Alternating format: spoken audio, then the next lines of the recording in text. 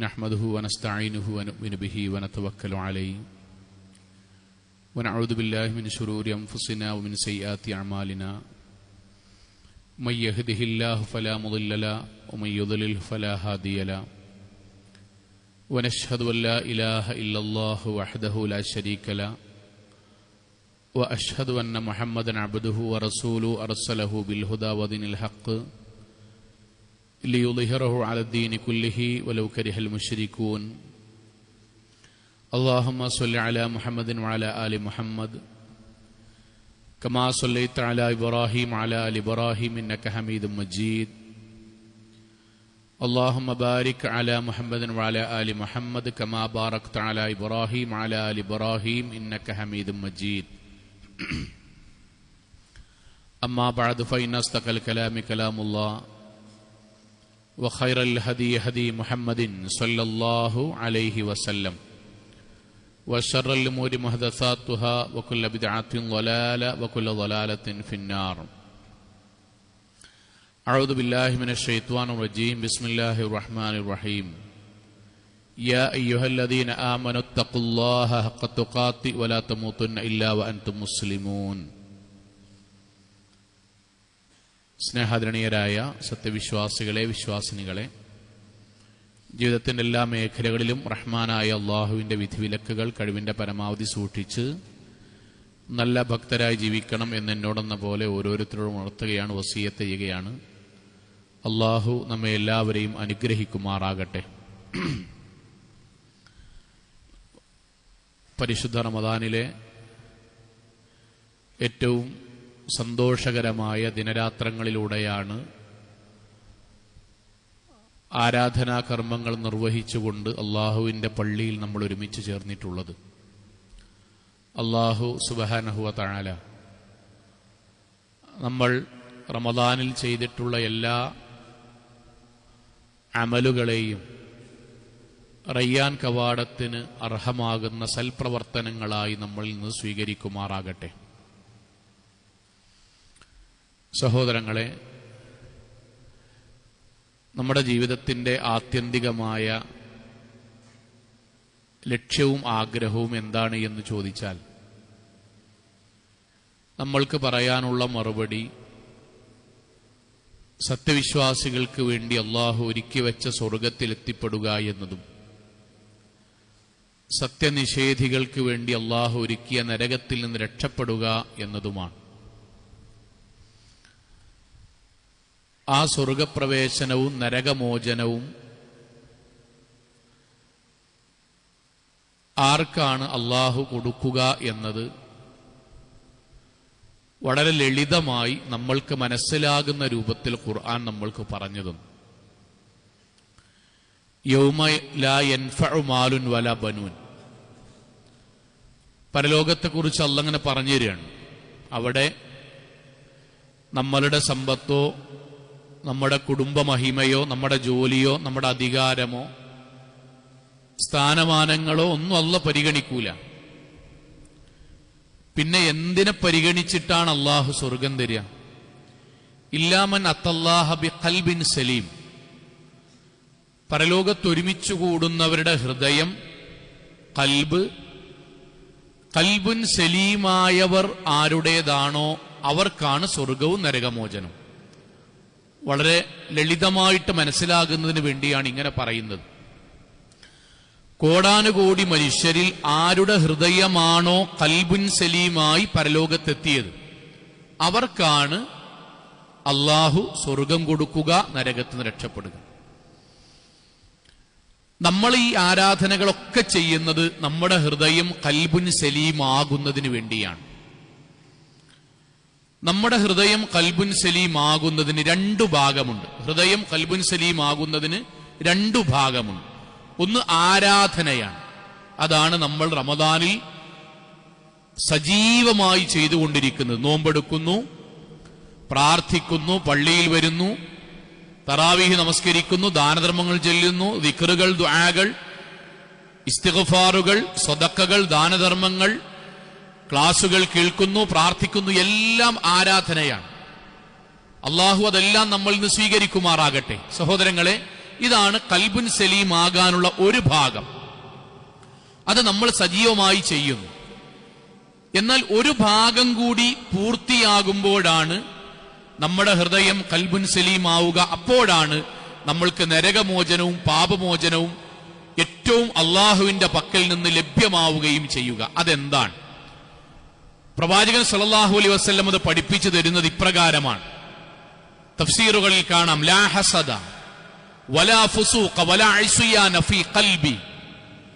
ആരാധനകൾ സജീവമായി ചെയ്യുന്നതോടൊപ്പം തന്നെ ആ ഹൃദയത്തിൽ അള്ളാഹു ആരാധനകൾ നഷ്ടപ്പെട്ടു പോകുന്ന പകയോ വിദ്വേഷമോ തെറ്റിനിൽക്കലോ പ്രതികാരമോ അങ്ങോട്ടും ഇങ്ങോട്ടുമുള്ള വർഷങ്ങളായിട്ടുള്ള പിണക്കമോ ഇല്ല എന്ന് അള്ളാഹു ഉറപ്പുവരുത്തും. ഈ രണ്ടു ഭാഗങ്ങൾ പൂർത്തിയാക്കുമ്പോഴാണ് നമ്മുടെയും ഓരോരുത്തരുടെയും ഹൃദയം ഖൽബുൻ സലീമായി മാറുക.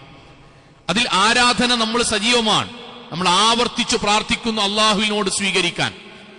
അതോടൊപ്പം ഒരു കാര്യം നമ്മുടെ ജീവിതത്തിൽ ഉറപ്പിക്കണം, നമ്മൾ ചെയ്യുന്ന ആരാധനകൾ നഷ്ടപ്പെട്ടു പോകുന്ന രൂപത്തിൽ നമ്മുടെ ഹൃദയത്തിൽ ആരോടെങ്കിലും പിണക്കമോ തെറ്റിനിൽക്കലോ പകയോ വിദ്വേഷമോ പ്രതികാരമോ ഇല്ല എന്ന് നമ്മൾക്ക് ഉറപ്പിക്കാൻ കഴിയണം.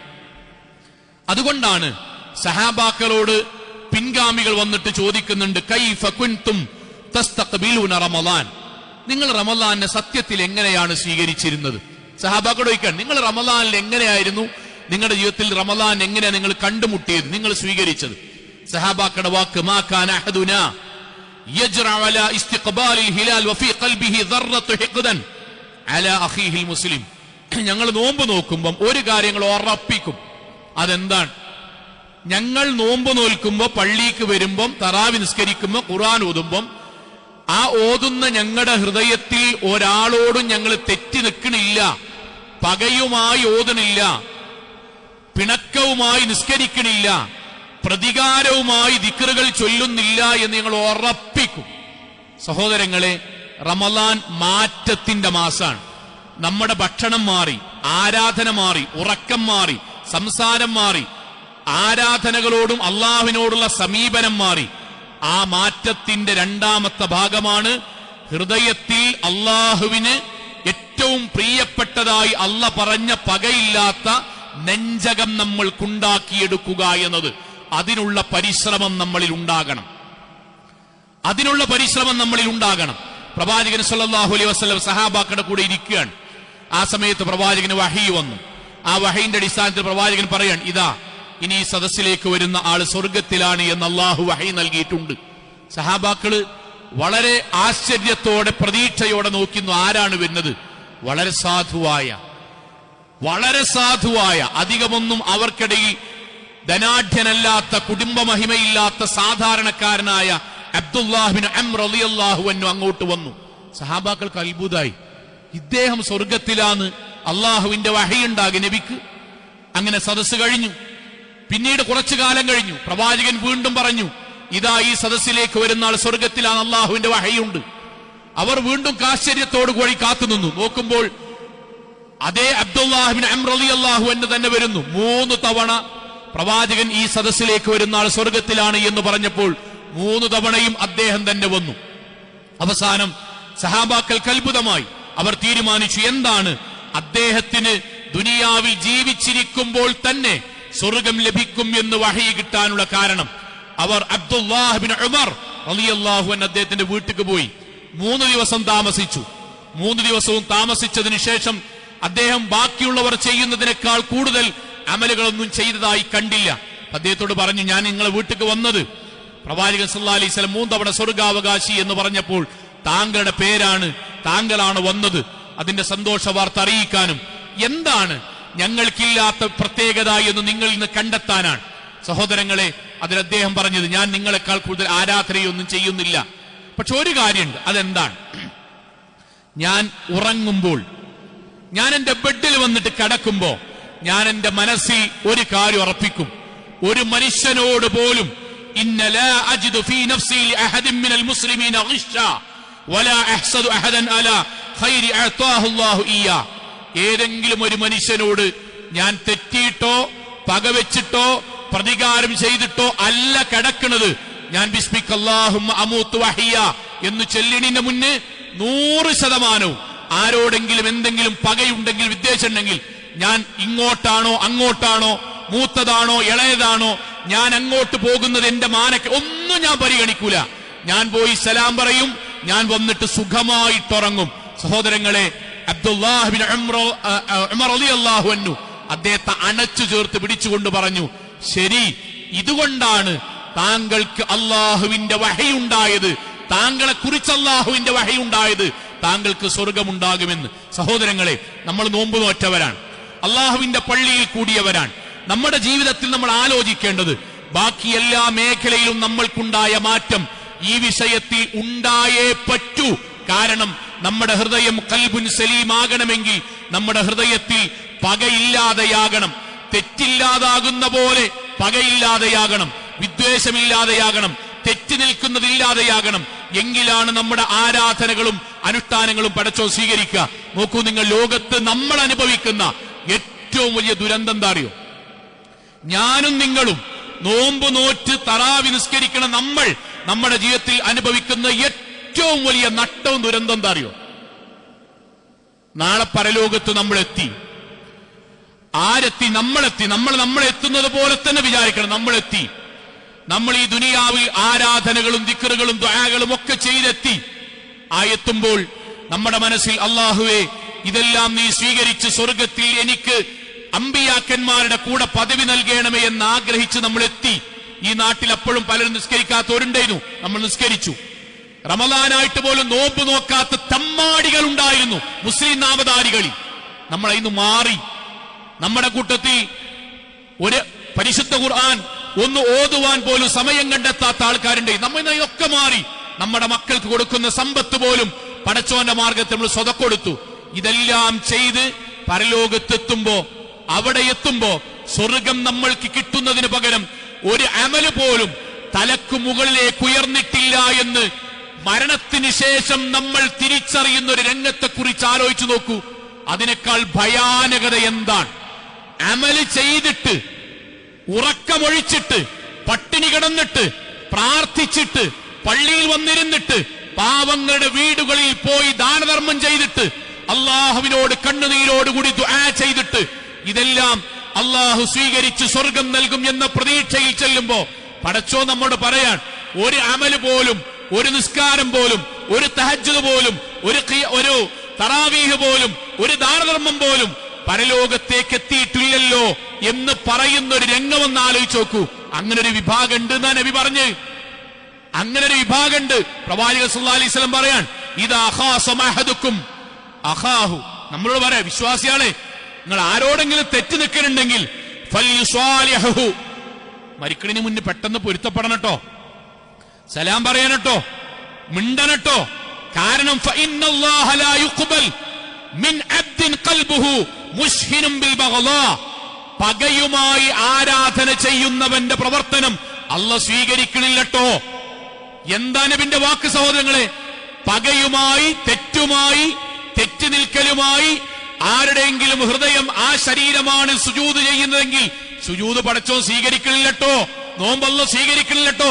ലാ യുഖ്ബലു അമലു ഖാതിഉ റഹ്മിൻ, കുടുംബബന്ധം മുറിക്കുന്ന, ഏതെങ്കിലും രക്തബന്ധം മുറിക്കുന്ന ഒരാളുടെ ആരാധന പടച്ചോ സ്വീകരിക്കണില്ല കേട്ടോ.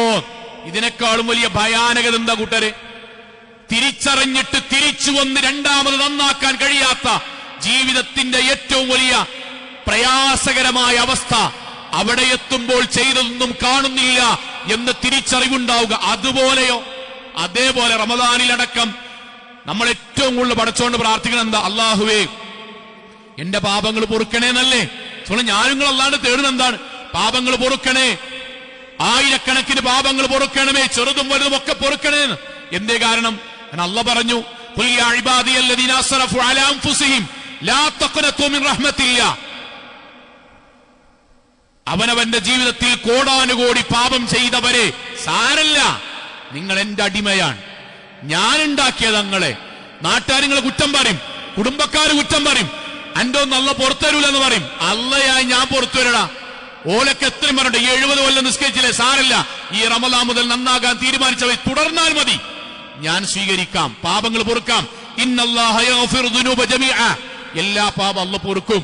ഇതിന്റെ അടിസ്ഥാനത്തിൽ നമ്മൾ പാപമോചനം തേടി സുജൂദിൽ തറാവീഹി ശേഷം തറാവീഹിന്റെ സുജൂദിൽ മനസ്സുകൊണ്ട് ദുആ ചെയ്തു, അറബിയിൽ ദുആ ചെയ്തു, എല്ലാം ചെയ്തു. ഇതുവഴി നമ്മൾക്ക് പാപമോചനം ഉണ്ടാകും എന്ന പ്രതീക്ഷയിൽ നമ്മൾ മരിച്ചുപോയി. അവിടെ എത്തിയപ്പം ഒരൊറ്റ പാപം പോലും പൊറുക്കാതെ നമ്മൾക്ക് ഇസ്ലാമികമായി പ്രായപൂർത്തിയായി ബോധം വെച്ച് അന്നു മുതൽ നമ്മൾ മരിക്കുന്നത് വരെയുള്ള കോടിക്കണക്കിന് പാപങ്ങൾ അതുപോലെ ഒന്നുപോലും പൊറുക്കപ്പെടാതെ അതിന്റെ നടുവിൽ നമ്മൾ വിറച്ചു നിൽക്കുന്ന ഒരു അവസ്ഥ ഒന്ന് ആലോചിച്ച് നോക്കി. നമ്മൾ അല്ലാണ്ട് ചോദിക്കൂല, പടച്ചോനെ ഞാൻ എത്ര വട്ടാ നിന്നോട് ദുആ ചെയ്തത്, എത്ര വട്ടാണ് ഇസ്തിഗ്ഫാർ നടത്തിയത്, പടച്ചോനെ നീ എല്ലാം പുറത്തു തരും എന്ന് നീ എന്നോട് പറഞ്ഞതിന്റെ അടിസ്ഥാനത്തിൽ സുജൂദിൽ നിസ്കാരത്തിന് ശേഷം ഹജ്ജിന് പോയിട്ട് ഉംറയിൽ റമദാനിൽ എത്ര സ്ഥലത്താ അല്ലാഹുവേ ഞാൻ നിന്നോട് ഇസ്തിഗ്ഫാർ നടത്തിയത്. ആ സമയത്ത് അല്ലാഹുവിന്റെ മറുപടി എന്താ സോങ്ങളെ? എന്തുകൊണ്ടാണ് ഇത്രമാത്രം കരഞ്ഞു കലങ്ങിയ കണ്ണുമായി പിടക്കുന്ന നെഞ്ചുമായി നീ എന്നോട് ഖേദിച്ചു മടങ്ങിയിട്ടും ഒരു പാപം പോലും നിന്റേത് പൊറുക്കാത്തതിന് കാരണം എന്തെന്നറിയോ? പ്രവാചക സഹസം പഠിപ്പിക്കാൻ തുഫ്തഹു അബ്വാബുൽ ജന്ന യൗമുൽ ഇത്നൈനി വയൗമുൽ ഖമീസ്, എല്ലാ തിങ്കളും എല്ലാ വ്യാഴവും സ്വർഗത്തിന്റെ കവാടങ്ങൾ അല്ലാഹു തുറന്നു വെച്ച് അമലുകൾ സ്വീകരിക്കുകയും പാപങ്ങൾ പൊറുക്കുകയും ചെയ്യുന്ന ദിവസമാണ് എല്ലാ ആഴ്ചയും. അതുകൊണ്ടാണ് സുന്നത്ത് നോമ്പ് വെച്ചത് തിങ്കളും വ്യാഴവും. നമ്മുടെ പ്രവാചകന്റെ വാക്ക് ശിർക്ക് ചെയ്യാത്ത എല്ലാവരുടെയും പാപം അല്ലാഹു പൊറുക്കും. ഒരാഴ്ചയിലെ തിങ്കളും വ്യാഴവും നമ്മുടെ അമലുകൾ ഉയർത്തുകയും പാപങ്ങൾ പൊറുക്കുകയും ചെയ്യുന്ന ദിവസമാണ്. അന്ന് ശിർക്ക് ചെയ്യാത്ത എല്ലാവരുടെയും അമലുകൾ അല്ലാഹു ഉയർത്തും, പാപങ്ങൾ പൊറുക്കും. റസൂൽ സല്ലല്ലാഹു അലൈഹി വസല്ലം. എന്നാൽ രണ്ടാൾക്കാർ അല്ലാഹു അമൽ ഉയർത്തൂല, പാപങ്ങൾ പൊറുക്കൂല. സഹാബാക്കൾ വെച്ച് നബിയെ ഓരെന്തേ നിസ്കരിക്കാത്തവരാ, നോമ്പ് വെക്കാത്തവരാ, നിയ്യത്ത് ശരിയാകാത്തവരാ, ഇഖ്ലാസ് ഇല്ലാത്തവരാ ആണോ? അല്ല. പ്രവാചകൻ അല്ല, അതൊക്കെ അത് ശരിയാണ്. നല്ല നിയ്യത്തിലാ നോമ്പ് വെച്ചത്, സുഹൂറിന് അത്താഴത്തിന് എഴുന്നേറ്റിട്ടുണ്ട്, ദിക്റുകളും ദുആകളും ചൊല്ലിയിട്ടുണ്ട്, ഒക്കെ ചെയ്തിട്ടുണ്ട്. പക്ഷേ ഇല്ലാ റജുലൻ കാനത്ത് ബൈനഹു വബൈന അഖീഹി ശഹ്നാ, ഓനും അവന്റെ അയൽവാസിയും, ഓനും അവന്റെ ജേഷ്ഠനും അനിയനും, ഓനും അവന്റെ നാട്ടുകാരനും, ഓനും അവന്റെ കുടുംബക്കാരനും, അവനും അവന്റെ കൂട്ടുകാരനും തമ്മിൽ പിണങ്ങിയിട്ടാണ് ഈ ദുനിയാവെന്ന് മരിച്ചു പോയത്. എന്നിട്ട് അല്ലാഹു പറയാൻ ഫയുഖാൽ, അല്ലാഹു മലക്കളോട് പറയും, ഉൻദുറൂ ഹാദൈനി ഹത്താ യസ്തലിഹാ, ആ രണ്ടാൾക്കാരെ കണ്ടുചോളിട്ടോ, അവർ തിരിച്ച് സലാം പറയുന്ന അന്ന് മുതലാണ് അവരുടെ ആരാധന സ്വീകരിക്കേണ്ടത്, അവരുടെ പാപങ്ങൾ പൊറുക്കേണ്ടത്. സഹോദരങ്ങളെ, നമ്മൾ അള്ളാന്റെ അടിമയാണ്. നമ്മൾ ശരിക്കാലിക്കണം, ഞാൻ നിങ്ങൾ അള്ളാന്റെ അടിമയാണ്. നമ്മൾ ഈ നോമ്പോൽക്കണതും ഇബാദത്ത് ചെയ്യണതും പള്ളിക്കൊക്കെ വരണതും നമുക്ക് അള്ളാഹുവിന്റെ പക്കൽ നിന്ന് സ്വർഗം കിട്ടാൻ വേണ്ടി മാത്രമാണ്. മാലിക് യൗമിദ്ദീൻ അള്ളാഹുവാൻ. ആ അള്ളാഹ് പറഞ്ഞത് നമ്മുടെ അമലുകൾ സ്വീകരിക്കാനും നമ്മുടെ ഇസ്തിഗ്ഫാർ സ്വീകരിച്ച് പാപങ്ങൾ പുറത്തു സ്വർഗത്തിലേക്ക് എത്താനും ആരാധനയുടെ കൂടെ നമ്മുടെ ഹൃദയം പകയിൽ നിന്നും തെറ്റിൽ നിന്നും മുക്തമാണോ എന്ന് അള്ളാഹ് പരിശോധിക്കും. ഇല്ലെങ്കിൽ തലക്ക് മുകളിലേക്ക് ഒരു സുജൂദ് പോലും ഉയരാത്ത അവസ്ഥ വരും, തലക്ക് മുകളിലേക്ക് ഒരു പ്രാർത്ഥന പോലും ഉയരാത്ത അവസ്ഥ വരും. സഹോദരങ്ങളെ, അതിനൊരു മാറ്റം ഈ റമളാനിൽ ഉണ്ടാകണം. നമ്മളിപ്പോഴും എവിടെ നിൽക്കണ സോങ്ങളെ? ഇപ്പോഴും നമ്മൾ എവിടെ നിൽക്കണറിയോ? മിണ്ടണില്ല, സലാം പറയണില്ല, സലാം മടക്കണില്ല, കല്യാണത്തിന് ക്ഷണിച്ചാ പോകൂല, ക്ഷണിക്കൂല. നാട്ടില് ഇഫ്താർ സംഗമം നടത്തി നമ്മള്, എടാ എല്ലാരും ഉണ്ട്, നാട്ടിലത്തെ എല്ലാരും ഉണ്ട്, മന്ത്രിമാരുണ്ട്, മൗലൈമാരുണ്ട്, കുടുംബക്കാരുണ്ട്, അയലോക്കക്കാരുണ്ട്. പെങ്ങളെവിടെ? ഞാൻ പെങ്ങളോട് അളിയനോട് ഞാൻ ലോക്യത്തിലല്ല. ഏട്ടനെവിടെ? ഏട്ടനേറ്റ് ഞാൻ 4-5 കൊല്ലായിട്ട് മുണ്ടണില്ല. ഓൻ വരണ്ട, ഓൻ വന്നിട്ട് തൽക്കാലം ഇവിടെ ഇഫ്താർ നടത്തണ്ട. സഹോദരങ്ങളെ, നമ്മൾ നിൽക്കുന്ന റേഞ്ചാ പറഞ്ഞത്, നമ്മൾ നിൽക്കുന്ന റേഞ്ചാണ്. എത്ര വർഷങ്ങളായി ഒരുമ്മയുടെ ഗർഭപാത്രത്തിൽ നിന്ന് പിറന്നു വീഴുന്ന ഒരേ രക്തത്തിലുള്ള ആങ്ങളപെങ്ങന്മാർ, ജേട്ടനിയന്മാർ, ഒരേ അമ്മാവന്മാരും എളാപ്പമാരും, എത്ര കുടുംബം, എത്ര റമളാൻ വന്നു, എത്ര തറാവീഹ് വന്നു, രണ്ടുപേരും ഉംറ കഴിഞ്ഞു, രണ്ടുപേരും ഹജ്ജ് കഴിഞ്ഞു, നാട്ടിലുള്ള മുഴുവൻ ആൾക്കാരോടും പൊരുത്തപ്പെടിപ്പിച്ചു, വീട്ടിൽ ഹജ്ജിന്റെ സംഗമം നടത്തി, വീട്ടിൽ ഉംറക്ക് പോണിന്റെ തലേന്ന് ഭക്ഷണം കൊടുത്ത് വളമ്പി. സഹോദരങ്ങളെ, ഉമ്മാന്റെ അതേ മക്കൾ 10ഉം 15ഉം റമളാൻ കഴിഞ്ഞിട്ടും മിണ്ടുന്നില്ലെങ്കിൽ തലക്ക് മുകളിലേക്ക് 15 കൊല്ലത്തെ റമളാനിന്റെ അമൽ തലക്ക് മുകളിലേക്ക് 15 കൊല്ലം പ്രാർത്ഥിച്ചതിന്റെ ഇസ്തിഗ്ഫാർ ഉയർന്നിട്ടില്ല എന്ന് റസൂലുള്ളാഹിന്റെ വാക്കാണ്. മാറണ്ടേ മാറണ്ട. നമ്മള് ഒരു പള്ളിക്കൊക്കെ വന്നിട്ട് കൈ ഇങ്ങനെ കെട്ടാൻ നേരത്ത്, നിസ്കരിക്കാൻ ഇങ്ങനെ കൈയെട്ടാൻ നേരത്ത് ഇവിടുത്തെ ആളെ കണ്ടിട്ട് അപ്പുറത്ത് പോയി കെട്ടുന്ന ആൾക്കാരുണ്ട്. തൊട്ടൊരു സൊഫിൽ വന്നിട്ട് ഇവിടുത്തെ ഒരു മുസ്ലിമിന്റെ അടുത്ത് പോയിട്ട് ഇവിടെ നിൽക്കാൻ പോലും കഴിയാത്ത വിധം മനസ്സെടുപ്പുള്ളവര് റാസനെ പറ്റി സങ്കടപ്പെടുകയാണ്. ഇന്ത്യയിലെ ഈ നാട്ടിലെ മുസ്ലിമീങ്ങളെ ഇവിടുത്തെ ഫാസിസ്റ്റുകൾ ആക്രമിക്കുന്നതിനെ പറ്റി സങ്കടപ്പെടാൻ അവനാന്റെ ഒരേ രക്തത്തിൽപ്പെട്ട കുടുംബക്കാരും നാട്ടാരും പള്ളിക്കൊക്കെ വന്ന മുസ്ലിമായ ഒരു മനുഷ്യന്റെ ഒപ്പം നിൽക്കാൻ കഴിയാത്ത നമ്മൾ എന്തിനാ കൂട്ടരെ ഈ നാട്ടില് മുസ്ലിമീങ്ങളെ ഉപദ്രവിക്കുന്ന ഫാസിസ്റ്റുകളെ പറ്റി സങ്കടപ്പെടുന്നത്? അവര് നമ്മളെക്കാൾ ഭേദമല്ലേ? ഇത് വെച്ച് നോക്കുമ്പോ നമ്മുടെ ജീവിതത്തിൽ എത്ര കൊല്ലം കഴിഞ്ഞു സൗങ്ങളെ? ജേട്ടനോനിയനെ 9 കൊല്ലം തെറ്റി. 9 കൊല്ലം മിണ്ടൂല. ജേട്ടനോനിയാണ് ഒരു നാട്ടിലൊരു മഹല്ലിൽ തൗഹീദുള്ളോല് 9 കൊല്ലം തെറ്റുക. എന്നിട്ട് അവസാനം ജേട്ടന് അസുഖം വന്നു, ക്രിട്ടിക്കലായി. ഡോക്ടർ കുടുംബക്കാട് വന്ന് കാണാൻ പറഞ്ഞു. എല്ലാരും വന്നു. സ്വാഭാവികമായിട്ട് കുടുംബക്കാര് എല്ലാരും വന്ന് കണ്ടതിന് ശേഷം ഓലിങ്ങനെ കൂട്ടിയിട്ട് പറഞ്ഞു, നമുക്ക് അനിയനോടൊന്ന് വന്ന് കാണാൻ വേണ്ടി പറയാ. കാരണം പ്രയാസമാണ്. ഇപ്പൊ സംസാരിക്കുന്നുണ്ട്, പക്ഷെ കുറച്ച് കഴിഞ്ഞാൽ സംസാരം നിൽക്കും. വളരെ പെട്ടെന്ന് മരണപ്പെടാൻ സാധ്യതയുണ്ടെന്നാണ് ഡോക്ടർ പറഞ്ഞത്. എല്ലാവരും കൂടി അനിയന്റെ വീട്ടിൽ പോയി. അനിയന്റെ അടുത്ത് എന്ന് അനിയനോട് കാര്യം പറഞ്ഞു. നോക്കൂ, കാക്കാക്ക് പ്രയാസത്തിലാണ്. കുറച്ച് കഴിഞ്ഞിട്ട് ഇതൊക്കെ ഒന്ന് നന്നാകണം തീരുമാനിക്കുമ്പോഴേക്കും ചിലപ്പോൾ ആള് ബാക്കിയുണ്ടാവില്ല. അതുകൊണ്ട് ഇപ്പോൾ പ്രയാസഘട്ടത്തിൽ ഈ സമയത്ത് പോയിട്ടൊന്ന് പൊരുത്തപ്പെടിപ്പിക്കണം. എല്ലാവരുടെയും നിർബന്ധത്തിന് വഴങ്ങി അനിയൻ ആശുപത്രിയിലേക്ക് പോവുകയാണ്. ജേട്ടന്റെ മക്കൾ പറയാം, ജേട്ടന് ചെറിയ കുട്ടികളുണ്ട്. അവര് പറയാൻ, ഞങ്ങളെ വാപ്പ ആശുപത്രിയിൽ മരണാസന്നനായി കിടക്കണ ദുഃഖത്തിലും ഞങ്ങളെ എളാപ്പാനെ ഞങ്ങൾ കണ്ടപ്പോ ഞങ്ങൾക്ക് സന്തോഷമായി. കാരണം 9 കൊല്ലമായിട്ട് ഒരു നാട്ടിലായിട്ട് മിണ്ടാനോ സലാം പറയാനോ എളാപ്പാന്റെ വീട്ടിൽ ഒരു പരിപാടിക്ക് പോകാനോ വാപ്പ സമ്മതിക്കൂല. അതെങ്ങാനും പോയാ വീട്ടിൽ കയറ്റൂല എന്ന് വാപ്പ പറയും. അവസാനം അനിയൻ വന്നു, ഐസിന്റെ ഉള്ളിൽ കയറി. ഒരു 2-3 മിനിറ്റ് കഴിഞ്ഞിട്ട് തിരിച്ചിങ്ങനെ വരുന്നുണ്ട്. ആൾക്കാർ ചോദിച്ചു, എന്തേടാന്ന് ചോദിച്ചു. ഒന്നുമില്ല. എന്തേ? ഒന്നുമില്ല. എടാ എന്താണ് ഉണ്ടായത്? ഞാൻ ഇക്കാക്കാനോട് അസ്സലാമു അലൈക്കും എന്ന് പറഞ്ഞു. കാക്ക ഇങ്ങനെ കടക്കലോട് നിന്റെ മൂത്തിങ്ങനെ നോക്കിയിട്ട്, ഞാൻ ചത്തോ നോക്കാൻ വന്നതാണടാ എന്ന് പറഞ്ഞിട്ട് ബാക്കി തെറിയും കൂടിയും പറഞ്ഞു. ഞാൻ പോവുകയാണ് കേട്ടോ. നമ്മൾ ആർക്ക് വേണ്ടിയിട്ടാ ഈ കിറ്റ് വിതരണം നടത്തുന്നത്? നമ്മൾ ആരെ ബോധിപ്പിക്കാനാ ഈ നാട്ടില് ബിരിയാണി ചലഞ്ചും ബാക്കിയുള്ള ചലഞ്ചും വെച്ച് അതിന്റെ മുന്നിൽ ആളായി നിൽക്കുന്നത്? ആരെ ബോധിപ്പിക്കാനാ സുഖങ്ങളെ നമ്മൾ ദീനും ദുനിയാവും പറഞ്ഞ് നടക്കുന്നത്? അവനാന്റെ ജീവിതത്തിൽ ഒരാൾ വന്ന് സലാം പറയുമ്പം അനക്കൊന്ന് ഞാൻ പുറത്തരൂലടാന്ന് പറയാൻ മാത്രം നാവിന് ശേഷി പടച്ചോനൊരു സെക്കൻഡ് പിടിച്ചാൽ ആ നാവുമായിട്ട് അവിടെ നിൽക്കേണ്ടിയല്ലേ? നമ്മുടെ ഹൃദയം മാറണ്ടേ? നമ്മുടെ റമദാന് കൊണ്ട് നമ്മുടെ കണ്ണിന്റെ കാഴ്ചയിൽ, ഉറക്കത്തിൽ, ഓത്തിൽ, ദിക്റുകളിൽ വ്യത്യാസം വന്ന പോലെ ഹൃദയത്തിൽ മാറ്റണ്ടാണ്ടേ? നിങ്ങൾ ആലോചിച്ച് നോക്കൂ. പ്രവാചകൻ സല്ലല്ലാഹു അലൈഹി വസല്ലം പറഞ്ഞ വാചകം, അർറഹിമു ശജിനത്തുൻ. ബന്ധം എന്ന് പറഞ്ഞാൽ വിശിഷ്യ കുടുംബബന്ധം അള്ളാഹുവിന്റെ സിംഹാസനവുമായി ബന്ധപ്പെട്ടതാണ്. പടച്ചോനോട് നേർക്ക് നേരെ ബന്ധപ്പെട്ടതാണ് രക്തബന്ധം, കുടുംബബന്ധം, ബന്ധം എന്ന് പറഞ്ഞാൽ. എന്നിട്ട് പ്രവാചകന്റെ വാക്ക് അള്ളാന്റെ പ്രഖ്യാപനാട്ടോ. ഈ വാചകം മറക്കരുത്. ഉമ്മാരടക്കം അതില് അമ്മായിയും പെടും, മരോളും പെടും, ഏട്ടത്തിയും പെടും, നാത്തൂനും പെടും. അതിൽ പ്രത്യേകിച്ച് സ്ത്രീകൾക്ക് വേറെ സമ്പന്നൊന്നും നരകം സ്വർഗം വിഷയത്തിലൊന്നുമില്ല. നമ്മളെ സഹോദരിമാർക്ക് അങ്ങനെ ചില കാര്യങ്ങളുണ്ട്. അതൊക്കെ നാട്ടിലത്തെ ഏറ്റവും അഞ്ചനുള്ള വിഷയത്തിലാണ്. അമ്മായിയും മരോളും നമ്മളുടെ ഈ വിഷയത്തില്ല. പ്രവാചകന്റെ വാക്ക്, മൻ വസലഹ വസലഹു. ആരെങ്കിലും ബന്ധം പുതുക്കുന്നുണ്ടെങ്കിൽ റമളാനിൽ ഈ കിട്ടിയ ദിവസം കൊണ്ട് ബന്ധം ചേർക്കുന്നുണ്ടെങ്കിൽ അവനുമായിട്ട് അല്ലാഹു ബന്ധം ചേർക്കും. ആര് ചേർക്കും? അല്ല ബന്ധം ചേർക്കും. അടുത്ത വാക്ക്, വമൻ ഖതഅഹ. വമൻ ഖതഅഹ. അതിനൊന്നും നമ്മളെ കുട്ടൂല മൗലവി. നിങ്ങളെക്കാളും വലിയ മൗലവി ഇവിടെ ഒന്ന് കുത്തു പറഞ്ഞിട്ട് ഞാൻ മാറിയിട്ടില്ല. നമ്മൾ പണ്ടൊക്കെ ഇവിടെ ഉണ്ട്. നിങ്ങളിപ്പോ 2 ആയത്ത് ഓതിയിട്ട് അതൊന്നും ഇപ്പൊ നമ്മളെ മനസ്സിൽ കയറില്ല. അതിനൊന്നും കരുതിയാണ് നിങ്ങൾ പറയാൻ നിൽക്കണ്ട.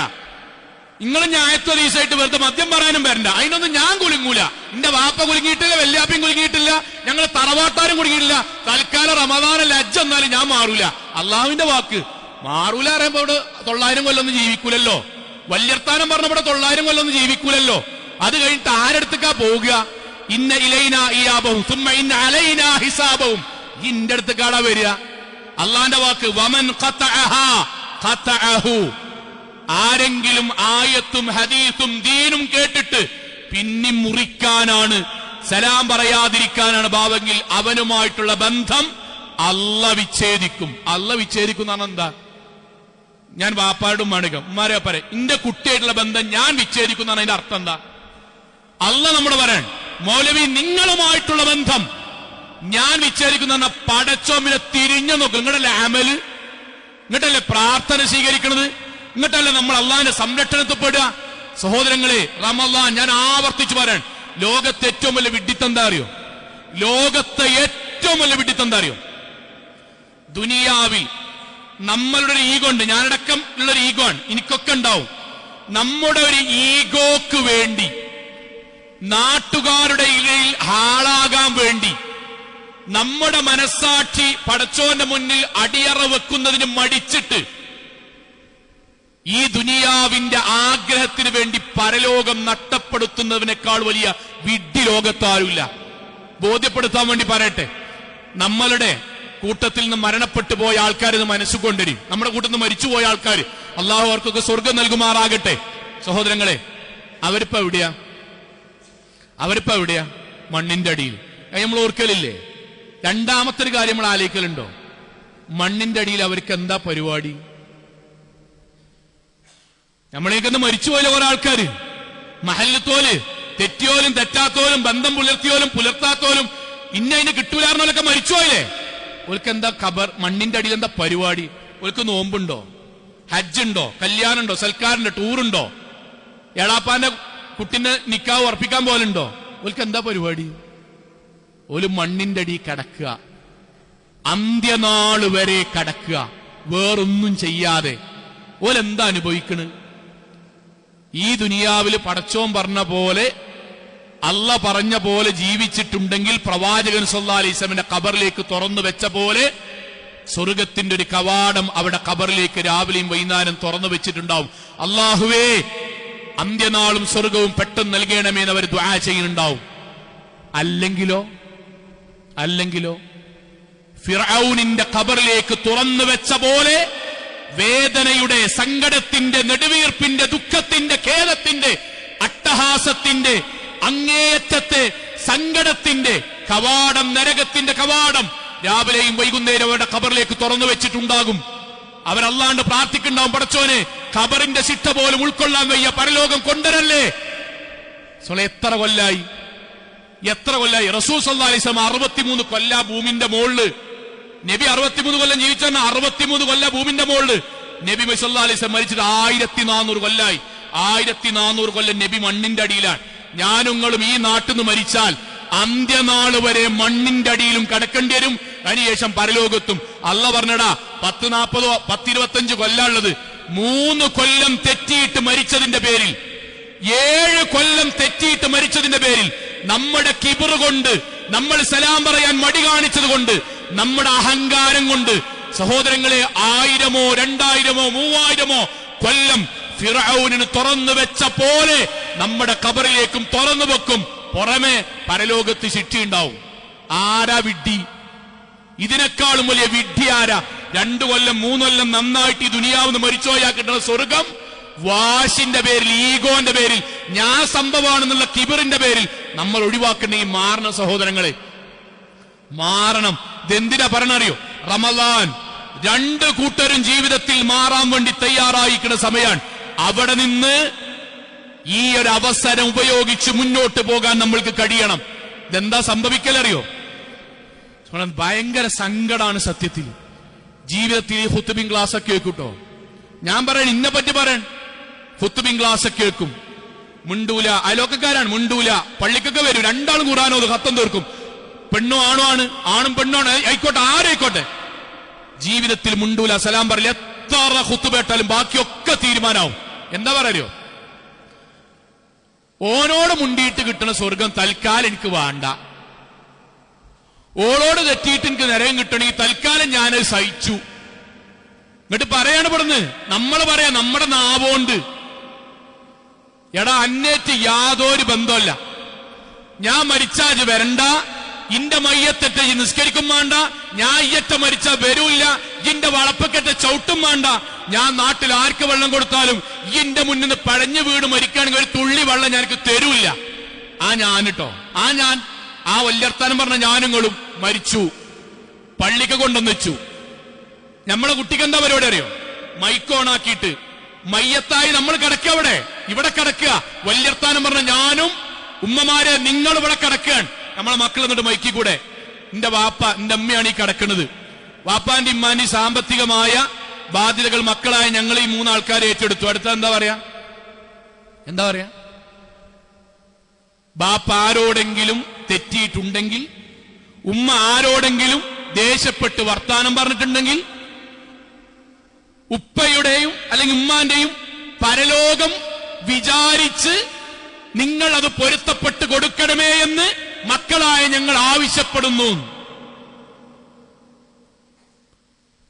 ഞാൻ മരിച്ചിട്ട് എന്റെ പരലോക രക്ഷയ്ക്ക് വേണ്ടി ഈ നാട്ടിലത്തെ 500 ആൾക്കാർ എനിക്ക് പൊരുത്തപ്പെട്ട് തരണം അല്ലേ?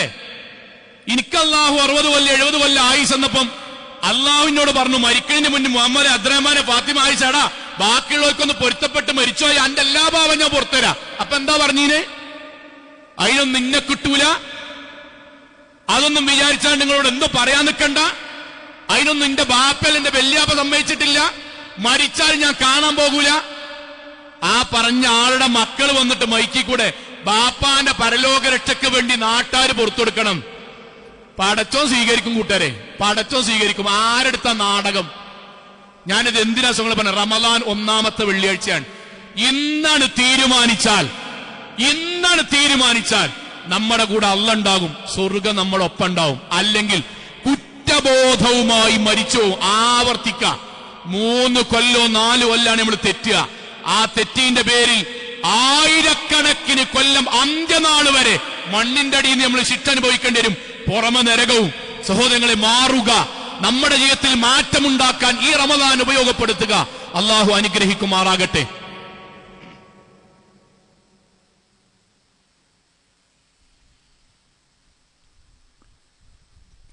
അൽഹംദുലില്ലാഹ് വസ്സലാത്തു വസ്സലാമു അലാ റസൂലില്ലാഹ് വഅലാ ആലിഹി വസഹ്ബിഹി അജ്മഈൻ. അമ്മാ ബഅദ്. തഖ്വല്ലാഹി ഇബാദ്. ഒരിക്കൽ കൂടി അള്ളാഹുവിനെ സൂക്ഷിച്ചുകൊണ്ട് ജീവിക്കണം എന്നുണർത്തുകയാണ്. സഹോദരങ്ങളെ, 2 കാര്യം പെട്ടെന്ന് ഇതുമായി ബന്ധിപ്പിച്ച് പറയാം. ഒന്ന്, ഇത് പറയുമ്പം നമ്മുടെ മനസ്സിൽ ഉണ്ടാകുന്ന ഒരു ചിന്ത, സ്വാഭാവികമായിട്ട് മനുഷ്യൻ നിലനിൽക്കുന്നതാണ് ചിന്ത. ഒന്ന്, എന്താ മൂപ്പരിങ്ങട്ട് എന്നോട് അവളിങ്ങട്ട് എന്നോട് ചെയ്ത തെറ്റിനെ കുറിച്ചൊന്നും മൗലവി ഇങ്ങൾക്ക് അറിയാത്തതുകൊണ്ടാണ്. ഞങ്ങളെ വിശദീകരിച്ചൊന്നും പറയണില്ല. അത് മാത്രം ഇസ്ലാമിക ചരിത്രത്തിൽ സംഭവിച്ചത് മാത്രം പറയണമെങ്കിൽ 4-5 ഖുത്ബ പറയാൻ മാത്രം ഉണ്ടാവും. ഒറ്റൊന്ന് പറയണം, ഒരൊറ്റൊന്ന്. പരിശുദ്ധ ഖുർആനിലെ ആയത്തിറങ്ങിയൊരു സംഭവം പറയട്ടെ, അത് മനസ്സിലുണ്ടാണ്, യുവാക്കൾ അടക്കണ്ടാണ്. അബൂബക്കർ സിദ്ദീഖ് റളിയല്ലാഹു അൻഹു, അബൂബക്കർ സിദ്ദീഖിന്റെ മകളുടെ പേരാണ് ആയിഷ ബീബി. ആ ആയിഷ ബീബിനെയാണ് പ്രവാചകൻ വിവാഹം കഴിച്ചത്. അബൂബക്കർ റളിയല്ലാഹു അൻഹു, മകൾ ആയിഷ ബീബി, ആയിഷ ബിയുടെ ഭർത്താവ് റസൂൽ സല്ലല്ലാഹു അലൈഹി വസല്ലം. ഇസ്ലാം സജീവമായി ആളുകൾ, ഖുറൈശികൾ, മുശ്രിക്കുകൾ ഇസ്ലാമിലേക്ക് കടന്നു വന്നുകൊണ്ടിരിക്കുന്ന സമയമാണ്. ആ സമയത്ത് നമ്മുടെ ഉമ്മ, പ്രവാചകന്റെ ഭാര്യ സിദ്ദീഖ് റളിയല്ലാഹുവിന്റെ മകൾ ആയിഷ റളിയല്ലാഹു അൻഹയെ പറ്റിയിട്ട് വ്യഭിചാര ആരോപണം കഥയുണ്ടായി അങ്ങാടിയിൽ. ആയിഷ ബീബി വ്യഭിചരിച്ചിട്ടുണ്ട്.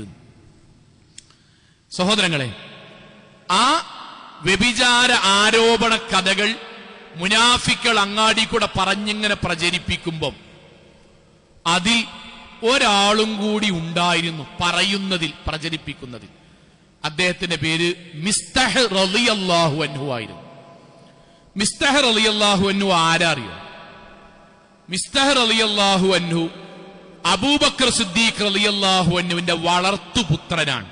എന്ന് പറഞ്ഞാൽ മിസ്തഹ് റളിയല്ലാഹുവിന്റെ ഭക്ഷണം അബൂബക്കർ സിദ്ദീഖ് തന്നെ കൊടുക്കണേ, വസ്ത്രം അബൂബക്കർ സിദ്ദീഖ് തന്നെ കൊടുക്കണേ, താമസം സിദ്ദീഖ് റളിയല്ലാഹുവിന്റെ വീട്ടിലാണ്. ആയിഷ ബീവിന്റെ കൂടെ അബൂബക്കർ സിദ്ദീഖ് റളിയല്ലാഹു അൻഹു മകന് സമാനമായി വളർത്തിയ ആളാണ് മിസ്തഹ് റളിയല്ലാഹു അൻഹു. ആ മിസ്തഹ് റളിയല്ലാഹു അൻഹു തെറ്റിദ്ധരിച്ച് സ്വന്തം പെങ്ങളായി കാണേണ്ട ആയിഷ റളിയല്ലാഹു അൻഹയെ കുറിച്ച് തന്റെ ബാപ്പയായി കാണേണ്ട സിദ്ദീഖ് റളിയല്ലാഹു അൻഹുവിന്റെ മകളെ കുറിച്ച് ആ സിദ്ദീഖ് റളിയല്ലാഹു അൻഹുവിന്റെ ചെലവിൽ ജീവിച്ചു കൊണ്ടിരിക്കെ ആ വീട്ടിൽ നിന്ന് പുറത്തേക്കിറങ്ങിയിട്ട് വ്യഭിചാരാരോപണം പറയുന്നതിൽ മുന്നിലുണ്ടായി. ഇസ്ലാമിക ലോകം സ്തംഭിച്ചു. എന്തുണ്ടായിരുന്നു? പ്രവാചകൻ കരഞ്ഞു. ആയിഷ റളിയല്ലാഹുവിന്റെ വീട്ടിൽ നിന്ന് പുറത്തേക്കിറങ്ങിയില്ല. 1.5 മാസത്തോളം ഇസ്ലാമിക ലോകം സ്തംഭിച്ചു എന്ന് അറിയോ? പുതിയതായി ഇസ്ലാമിലേക്ക് കടന്നു വന്ന ആളുകൾ പള്ളിക്കൊക്കെ അങ്ങാടിക്കണ വരുമ്പോഴേ മുനാഫിക്കുകൾ അങ്ങാടിയിൽ നിന്നാണ്ട് എവിടേക്കാ പോണ്? പള്ളിക്കൊക്കെ. ഏത്? അന്റെ മുഹമ്മദിന്റെ വേക്കലിസ്കരിക്കാനോ? എടാ ഓന്റെ പെണ്ണുങ്ങൾ വ്യഭിചരിച്ചടക്കണ മൂപ്പരെ. പുതുതായി ഇസ്ലാമിലേക്ക് കടന്നു വന്നവർ മാനക്കേടോട് തിരിച്ചുപോയി, കുഫ്രിയത്തേക്ക് പോയി. ഇസ്ലാമിൽ ജീവിക്കാൻ കഴിയാണ്ട് കളിയാക്കലുണ്ട്. 1.5 മാസം കഴിഞ്ഞു. 1.5 മാസം കഴിയുമ്പോ സൂറത്ത് നൂർ അല്ലാഹ് ആയത്തിറക്കി. ആയിഷ റളിയല്ലാഹു അൻഹ ചെയ്തിട്ടില്ല. ആയത്തിറക്കി കഴിഞ്ഞ ശേഷം സിദ്ദീഖ് റളിയല്ലാഹു അൻഹു എന്നിട്ട് പറഞ്ഞു, ഇനി മിസ്തഹിന് ഞാൻ ചെലവ് കൊടുക്കൂല. ഞാൻ തല്ലണില്ല, അടിക്കണില്ല, ഒന്നും ചെയ്യണില്ല. ഞാൻ മിസ്തഹ് റളിയല്ലാഹു അൻഹു ചെലവിന് കൊടുക്കണില്ല. ഞാൻ ചോദിക്കട്ടെ, സത്യസന്ധമായിട്ടിരിക്കുകയാണ്. നമ്മളാണെങ്കിൽ ആരോപണം ഉന്നയിച്ച സ്പോട്ടിൽ വീട്ടിൽ നിന്ന് പുറത്താക്കൂലേ? ആയത്തിറങ്ങാൻ കാത്തിക്കോ?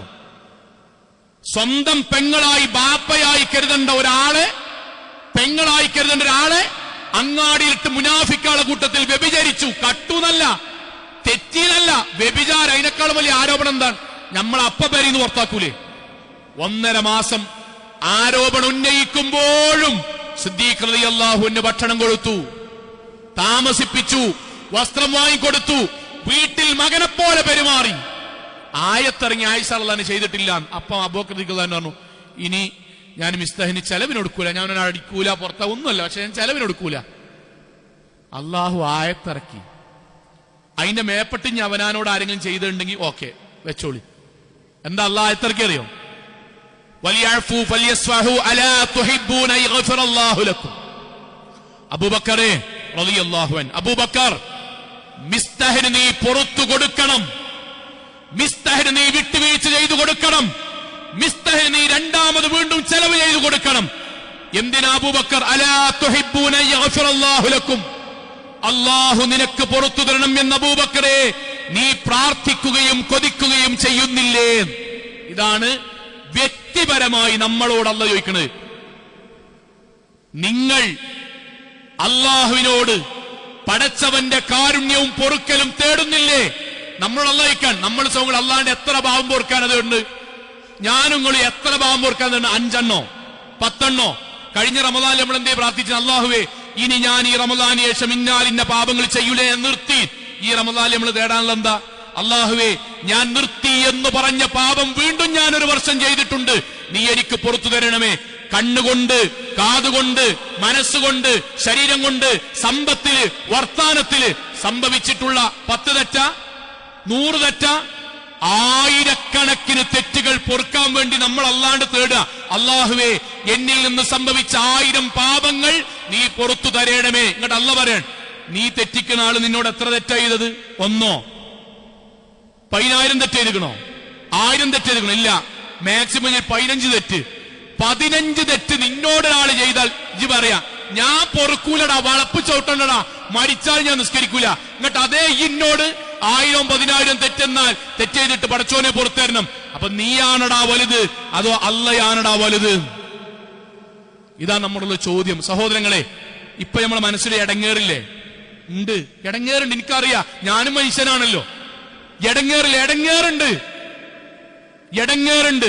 പക്ഷെ സലാം പറയുന്ന ബന്ധമെങ്കിലും നമ്മൾ നിലനിർത്തണം. സലാം പറയുന്ന ബന്ധം. വീട്ടിൽ പോയി ചിലപ്പം വീട്ടിൽ പോയിട്ട് നമ്മൾ കെട്ടിപ്പിടിക്കേണ്ടി വരും, ചിലപ്പം കൈയെടുക്കേണ്ടി വരും.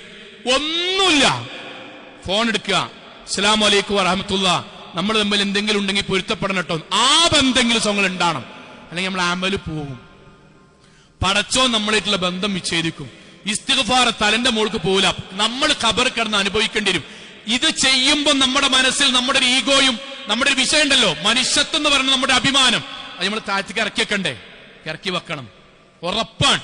നമ്മൾ ഇങ്ങനെ ഇറക്കി വെച്ചിട്ടാണ് സ്വർഗം വിചാരിച്ചിട്ട് വിളിക്കണത്.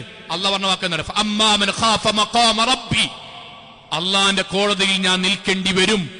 അർശിന്റെ തണൽ കിട്ടണം എനിക്ക്, വലതു കൈയിൽ ഗ്രന്ഥം ലഭിക്കണം എനിക്ക്, പ്രവാചകന്റെ ശഫാഅത്തിൽ ഉളുമ ലഭിക്കണം എനിക്ക്, അമ്പിയാക്കന്മാരുടെ കൂടെ സ്വർഗത്തിൽ പ്രവേശിക്കണമെന്ന് വേണം എനിക്ക് എന്ന ബോധ്യത്തിൽ എന്റെ മനസ്സിന്റെ ഒരാഗ്രഹത്തെ ഞാൻ പടച്ചോന്റെ ഇഷ്ടത്തിന് വേണ്ടി മാറ്റിവെച്ചാൽ അതാണ് വനഹൻ നഫ്സ അനിൽ ഹവാ. എന്റെ ഇഷ്ടത്തിന് പകരം അള്ളാഹുവിന്റെ ഇഷ്ടത്തെ ഞാൻ കൊണ്ടുവന്നു. സലാം പറഞ്ഞു, ആലിംഗനം ചെയ്തു, കുടുംബത്തെ പോയി സന്ദർശിച്ചു, ഓലെ ഞാൻ ഇഫ്താറിന് വിളിച്ചു, ഓലെ ഞാൻ സംഗമത്തിന് വിളിച്ചു. എടാ, ഈ റമദാനോടുകൂടി നമ്മൾ തമ്മിൽ ഒന്നാകാൻ കേട്ടോ എന്ന് പ്രഖ്യാപിച്ചു. അള്ളാന്റെ വാക്കെന്താ അറിയോ? ഫഇന്നൽ ജന്നത ഹിയൽ മഅ്വാ. അവന്റെ നേരെ, അവളുടെ നേരെ ഞാൻ സ്വർഗം എഴുതി വെക്കും. ആ സ്വർഗം നമുക്ക് കിട്ടണം. ഈ വെള്ളിയാഴ്ച നമുക്ക് അതിനു വേണ്ടി ആകണം. ഒന്നാമത്തെ വെള്ളിയാഴ്ച. സോ ഞാൻ ഇതിങ്ങനെ പറയണത്, മരിച്ചാണ് ചെന്നിട്ട് പിന്നീട് നമ്മൾ പടച്ചോൻ ഈ ചെയ്തതൊന്നും ഉണ്ടായില്ലല്ലോ എന്ന് അനുഭവിക്കുന്ന ഒരു പ്രയാസം ഉണ്ടല്ലോ, അത് അനുഭവിച്ചു കൊണ്ടിരിക്കുന്ന ആൾക്കാർ ഇപ്പൊ ഒന്ന് ദുനിയാവക്ക് വന്നാൽ ഒരു പറഞ്ഞുതരും. അതിന് അവസരമില്ലാത്തതുകൊണ്ടാണ്. സോങ്ങളെ, നമ്മൾ അള്ളാഹുവിന്റെ അടിമകളായി, നമ്മൾ അള്ളാഹുവിന് ഇഷ്ടപ്പെട്ടവരായി നമ്മൾ പോയി സലാം പറയാ, നമ്മൾ ഫോണിൽ മെസ്സേജ് അയക്കുക, നമ്മൾ അവർ ഇഫ്താർ വിളിക്കുക. അതോടുകൂടി അള്ളാഹുവിന്റെ പക്കൽ നമ്മൾ ഏറ്റവും ഉന്നതരായി മാറും. നമ്മുടെ അമലുകൾ സ്വീകരിച്ചു തുടങ്ങും, നമ്മുടെ പാപങ്ങൾ പുറത്തു തുടങ്ങും, നമ്മൾ അമ്പിയാക്കന്മാരുടെ കൂടെ സ്വർഗത്തിൽ പ്രവേശിക്കാനും കഴിയും. അള്ളാഹു അനുഗ്രഹിക്കുമാറാകട്ടെ. നമ്മുടെ ജീവിതത്തിൽ വന്നുപോയ ചെറുതും വലുതുമായ മുഴുവൻ തെറ്റുകുറ്റങ്ങളും റഹ്മാനായ നാഥ നീ ഞങ്ങൾക്ക് വിട്ടുപുറത്ത് മാപ്പാക്കി തരണമേ റഹ്മാനെ. കത്തിയാൾ നരകത്തിൽ നിന്നും കഠിനമായ ശിക്ഷയിൽ നിന്നും അതിശക്തമായ പരലോകത്തിലെ വിചാരണയിൽ നിന്നും നാഥ നീ ഞങ്ങൾ എല്ലാവരെയും കാത്തുരക്ഷിക്കണമേ റഹ്മാനെ. അള്ളാഹുവേ, റമദാനിൽ ഞങ്ങൾ ചെയ്ത മുഴുവൻ ആരാധനകളും നാഥ നീ ഞങ്ങളിൽ നിന്ന് സ്വീകരിച്ച് റയ്യാൻ കവാടം നൽകി അനുഗ്രഹിക്കണമേ റഹ്മാനെ. അള്ളാഹുവേ, ഞങ്ങൾക്കിടയിൽ പകയോ വിദ്വേഷമോ തെറ്റി നിൽക്കലോ ഉണ്ടെങ്കിൽ റഹ്മാനായ നാഥ സ്വർഗത്തിന് വേണ്ടി, പാപമോചനത്തിന് വേണ്ടി, അർശിന്റെ തണൽ ലഭിക്കുന്നതിന് വേണ്ടി അത് പരസ്പരം വിട്ടുവീഴ്ച ചെയ്തു കൊടുക്കാനും പൊരുത്തപ്പെടിപ്പിക്കുവാനുമുള്ള ഈമാനും തഖ്വയും നാഥ നീ ഞങ്ങൾക്ക് പ്രദാനം ചെയ്യണമേ റഹ്മാനെ. അള്ളാഹുവേ, നിന്റെ അടിമയായി ജീവിക്കുന്ന ഞങ്ങൾക്ക് നീ നൽകുന്ന സ്വർഗത്തിന് വേണ്ടി ഏത് വിട്ടുവീഴ്ച ചെയ്തു കൊടുക്കുവാനുമുള്ള ഈമാനും തഖ്വയും നാഥ ഈ പരിശുദ്ധ മാസത്തിൽ നീ ഞങ്ങൾക്ക് നൽകി അനുഗ്രഹിക്കണമേ റഹ്മാനെ. അള്ളാഹുവേ, ഞങ്ങൾ മരിച്ചു പോകുന്ന സമയത്ത് നിനക്ക് വേണ്ടി ഞങ്ങളുടെ ജീവിതം മാറ്റിവെച്ചതിന്റെ പേരിൽ മലക്കുകളുടെ പ്രാർത്ഥന ലഭിക്കുന്ന വിശ്വാസികളിൽ നാഥ നീ ഞങ്ങളെല്ലാവരെയും ഉൾപ്പെടുത്തി അനുഗ്രഹിക്കണമേ റഹ്മാനെ. അള്ളാഹു, ഞങ്ങളുടെ മാതാപിതാക്കൾക്ക് നീ സ്വർഗം നൽകി അനുഗ്രഹിക്കണമേ റഹ്മാനെ. അള്ളാഹു, ഞങ്ങളുടെ ഉസ്താദുമാർക്ക് നീ സ്വർഗം നൽകി അനുഗ്രഹിക്കണമേ റഹ്മാനെ. അള്ളാഹുവേ, ചെറുതും വലുതും രഹസ്യവും പരസ്യവുമായി ഞങ്ങളുടെ ജീവിതത്തിൽ സംഭവിച്ച മുഴുവൻ പാപങ്ങളും റഹ്മാനായ നാഥ നീ ഞങ്ങൾക്ക് വിട്ടു പുറത്ത് മാപ്പാക്കി തരണമേ റഹ്മാനെ. അസുഖമായി കിടക്കുന്നവരുടെ അസുഖം നീ ഭേദമാക്കണമേ റഹ്മാനെ. സാമ്പത്തികമായി പ്രയാസം അനുഭവിക്കുന്നവർക്ക് നാഥ സമാധാനവും സാമ്പത്തികമായ സുസ്ഥിരതയും നൽകി നീ അനുഗ്രഹിക്കണമേ റഹ്മാനെ. ഗൾഫ് നാടുകളിലും വിദേശ നാടുകളിലും കഠിനാധ്വാനം ചെയ്യുന്ന ഞങ്ങളുടെ ബന്ധുമിത്രാദികൾക്ക് നാഥ സമാധാനവും സന്തോഷവുമുള്ള ജീവിതം നൽകി നീ അനുഗ്രഹിക്കണമേ റഹ്മാനെ. ഫലസ്തീനിലും ലോകത്തിന്റെ വ്യത്യസ്ത ഭാഗങ്ങളിലും കട്ടതകൾ അനുഭവിക്കുന്ന സാധുക്കളായ ഞങ്ങളുടെ സഹോദരങ്ങൾക്ക് സമാധാനവും സമാശ്വാസവും നൽകി നീ അനുഗ്രഹിക്കണമേ റഹ്മാനെ. അള്ളാഹുവേ, ഞങ്ങളുടെ അമലുകളെ നീ സ്വീകരിക്കണമേ റഹ്മാനെ. അള്ളാഹുവേ, ഞങ്ങളുടെ ഇസ്തിഗ്ഫാറിനെ നീ സ്വീകരിക്കണമേ റഹ്മാനെ. അള്ളാഹുവേ, ഞങ്ങൾക്ക് നീ റയ്യാൻ കവാടം നൽകി അനുഗ്രഹിക്കണമേ റഹ്മാനെ. അല്ലാഹുമ്മ ഗഫിർ ലിൽ മുഅ്മിനാത്ത് വൽ മുസ്ലിമീന വൽ മുസ്ലിമാത്ത് അൽ അഹ്യാഉ മിൻഹും വൽ അംവാത്ത് ഇന്നക മുജീബുദ് ദഅവാതി യാ ഖാലിയൽ ഹജാത്ത്. اللهم أجرنا من النار اللهم أجرنا من النار اللهم أجرنا من النار. ربنا آتنا في الدنيا حسنة وفي الآخرة حسنة وقنا عذاب النار. آمين آمين آمين برحمتك يا أرحم الراحمين.